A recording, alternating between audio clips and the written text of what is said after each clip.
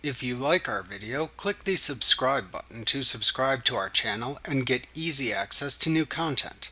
To see our full suite of ad-free video courses and training materials, visit us at teachucomp.com. You can fill in selections and layers you create with colors, gradients, and patterns. You can also apply strokes to selections you make. A stroke applies a colored border to the edge of a selection.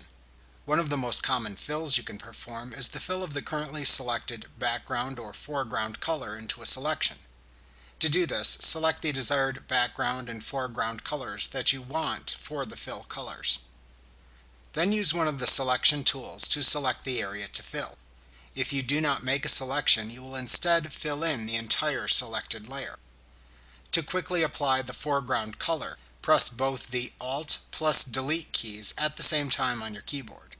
To quickly apply the background color instead, press the Ctrl plus Delete keys on your keyboard. Another way to apply a fill is to select Edit, Fill Selection from the menu bar instead. This provides you with more options for creating a fill by using the Fill Layer dialog box.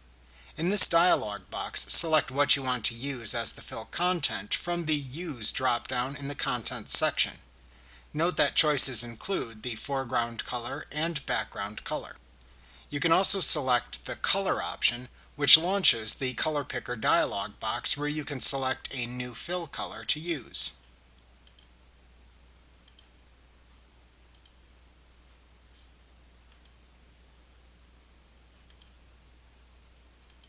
You can also select a pattern to insert instead of a color.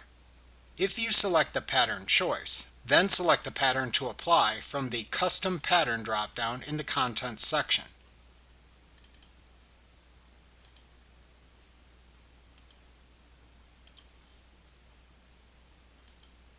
Note that you can also select black, white, or 50% gray from the choices in the Use drop-down menu to apply those fills as well.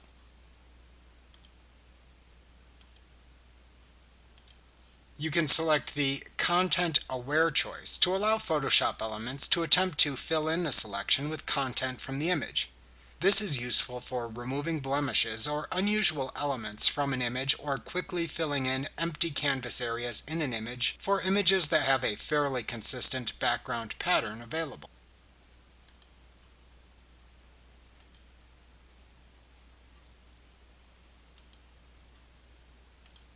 In the Blending section, you can also select one of the blending modes for the fill from the Mode drop-down menu.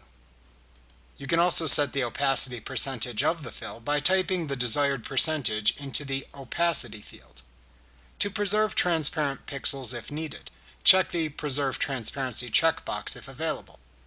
When you are ready to apply the selected fill, simply click the OK button. Remember to click the subscribe button to see more of our videos. Get ad-free courses at teachucomp.com.